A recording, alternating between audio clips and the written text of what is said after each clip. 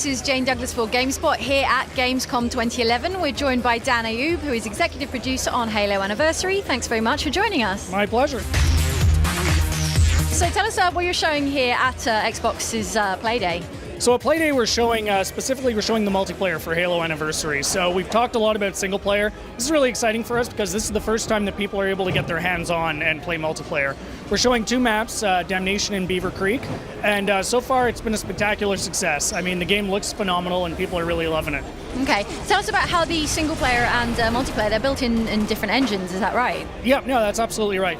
So the multiplayer, we're actually using the Reach engine, and a couple of reasons for that. One, we wanted to give a new take on classic maps. So getting in there with armor abilities, for example, completely changes how you play some of these maps.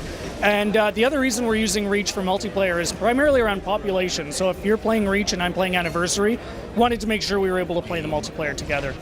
So single player, the goals were a little bit different. The core goal for single player was we wanted to make sure the game played exactly the same as it did 10 years ago. Halo 1's a very iconic game. Everyone remembers the first time they played it. This is the game that launched shooters on the console. I, for one, was a PC shooter until that game came around. So, I mean, we wanted to make sure we were very true to that core experience. So the way we did that is we're actually running bits of two engines at the same time. So it's pretty interesting. We're running portions of the original Halo code, and that's what makes sure it plays exactly the same as the original. And then we've got our new engine that we've layered on top of it, and that's what's responsible for the graphic upgrade and all that other cool stuff. And a nice side effect of that is classic mode. So, you know, we kind of looped those engines together to kind of get the benefit of making sure it played and looked great.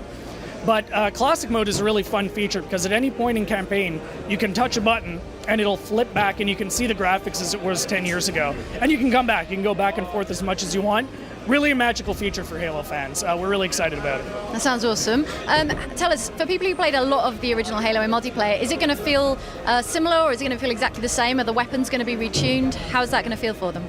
So in the multiplayer, it's going to play exactly like Reach. So because we're using that engine, we get a couple of benefits from it. Like I talked about, we get the armor abilities, we get a better population of people playing. So we chose a bunch of maps from, you know, what were some of the favorites, of course, along the lines of the last 10 years. And we've got 6 multiplayer maps and 1 firefight map, so I think people are really going to be excited about that. Yeah, they'll be excited about the firefight map. What can you tell us anything about that so far? I can't tell you too much about it so far. We're going to be talking more about it as we get closer to launch. Halo Fest is coming up in Seattle at PAX time. We're going to have more maps that people can play there, and we're going to talk a little bit more at that point. But unfortunately, my PR guy will tackle me if I try to say anything more. Okay, but people who are excited about the firefight should stay tuned for news shortly? Oh, they should absolutely stay tuned. It's going to be fantastic.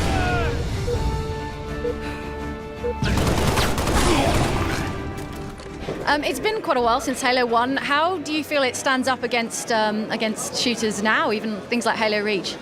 You know, that's really a great question. The first thing people have said when they pick it up and play it is, wow, this game could have just been released today. The graphics go a long way because it's competitive with any other game that's out there that's there, but I mean, Halo 1, it's amazing how magical those controls were, and I don't think any game has ever matched that. So you pick it up, and again, you get a game that looks and sounds like a current shooter, but it just feels so fantastic. So we're doing it for $39. We're packing a ton of amazing features in there, like you're finally going to get achievements, co-op over live, classic mode. Terminals is something else that people have been getting really excited about. You may remember those from Halo 3 that were basically, it was bits of text hidden throughout the game. It was a nice Easter egg, and it was a nice way to kind of learn more about the Halo universe. It's not a lot of fun reading text on a screen. So we've taken a brand new approach to terminals, and it's very visual, like a motion comic approach. And what's really cool is if you find them all, you're going to find we've started to seed the storyline for Halo 4 as well. So this is the game for a Halo fan. This is probably something that fans are going to lose their minds over when they see how much is in there. And this is the tip of the iceberg. This is all we can talk about at this point.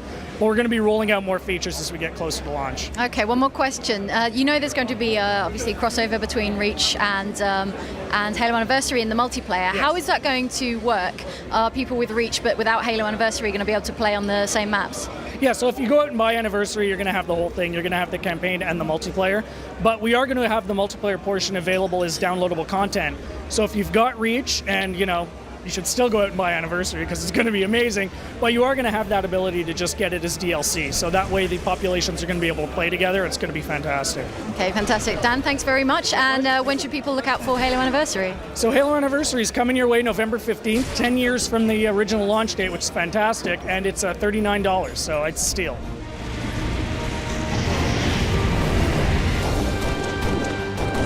flagged when covered.